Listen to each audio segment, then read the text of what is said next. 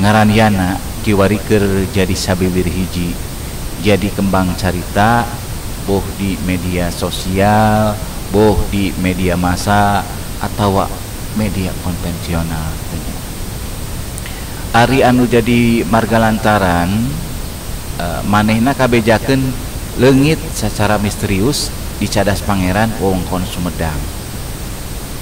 Rea nu ngarasa prihatin basa manehna kabejakeun leungit di lelebek cadas pangeran teh.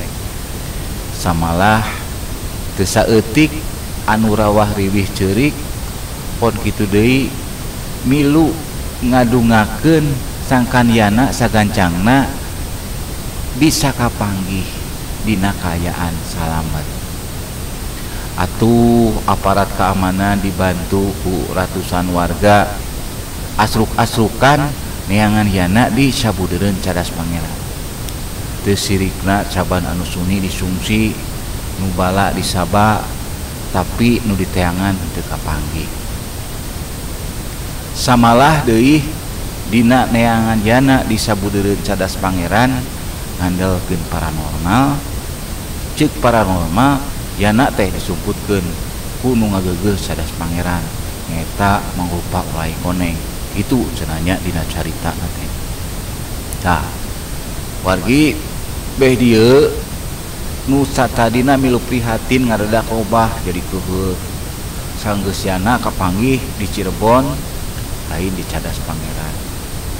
Nu mirengkeun ieu carita tangtu tumanya kunaon bet ngarasa keuheuh, henteu ngarasa bunga kusabab geus kapanggih.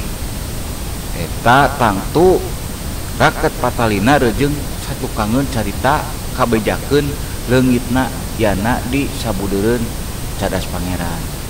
Nah, itunya di antawisna aya carita di satukangeun eta.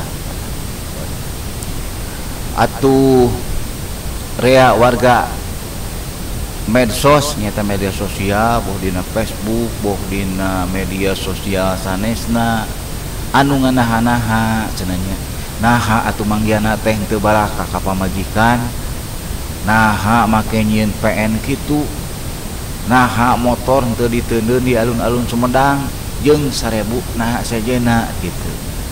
Nah basa keur neangan Yana anu kabejakeun leungit tangtu cenah taya anu miharep Yana cilaka.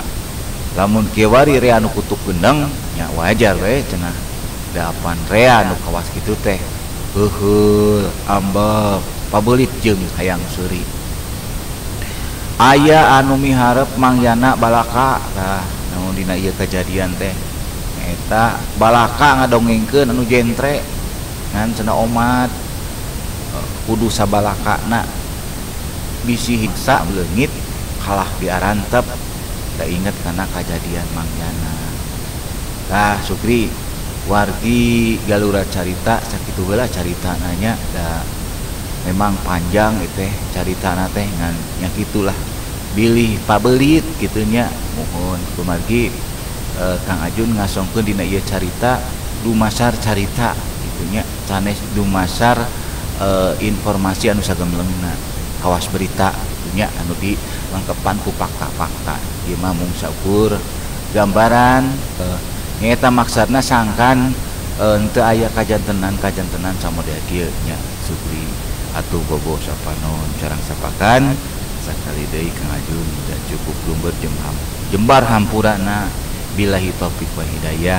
Wassalamualaikum warahmatullahi wabarakatuh. Ilujeng kantun permios.